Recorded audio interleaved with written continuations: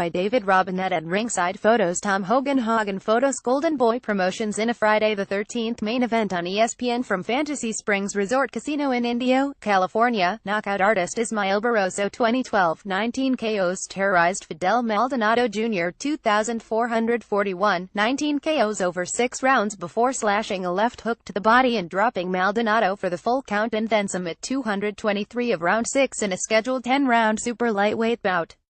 As is often the case when two southpaws face each other, the fight was an awkward affair early, with lots of bumping of heads and shoulders, which led to frequent holding and prevented either fighter from getting into any sort of rhythm. However, in round 3, Barroso's power finally came through, when he dropped Maldonado over the bottom rope with a double left hook. Maldonado beat the count and managed to tie up Barroso several times in the round to stay alive, but from then on he was mostly in survival mode against the Venezuelan slugger.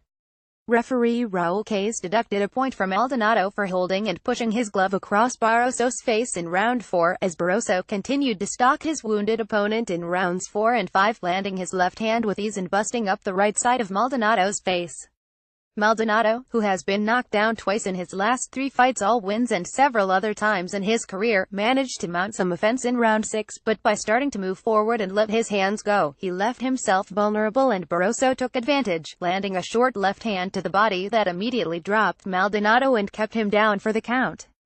Barroso, who was unbeaten for 11 years before losing for the first time in his last bout challenging Anthony Crolla for the WBA lightweight title, was moving up in weight but showed no ill effects, carrying his power well. In the evening's televised swing bout, former Mexican national team member Marvin Cabrera 65 KOs got in a quick workout before dinner, using ancient journeyman Hector Velasquez 57,303, 39 KOs in place of a heavy bag for about 3.5 rounds before Velasquez's corner asked the referee to step in and end the fight.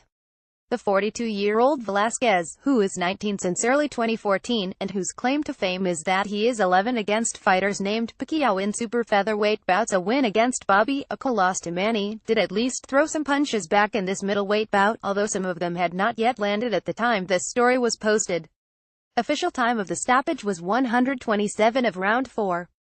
In a proverbial crossroads fight between two fighters trying to maintain viability as contenders, Argentina's Marcelino Lopez 3,321, 18 KOs, scored a surprisingly quick knockout over the normally durable Pablo Cesar Cano 3,071, 21 KOs of Mexico at 227 of round 2 in a scheduled 10-round welterweight bout. Cano, a former interim super lightweight titleist, controlled the first round, working patiently behind the jab and backing up Lopez. More of the same in round 2, with Lopez bleeding from a cut suffered late in round 1. Then out of nowhere, a right hook, left hook combination by Lopez crushed Cano in the final minute of round 2. Cano pulled himself up off the canvas but was visibly unsteady, prompting referee Eddie Hernandez to wave the fight over rather than let Cano continue. Undefeated super lightweight prospect Oscar Duarte 1201, 8 KOs scored an impressively economical 4th round TKO over former title challenger Juan Montes 2,562, 15 KOs in a scheduled 8-round bout.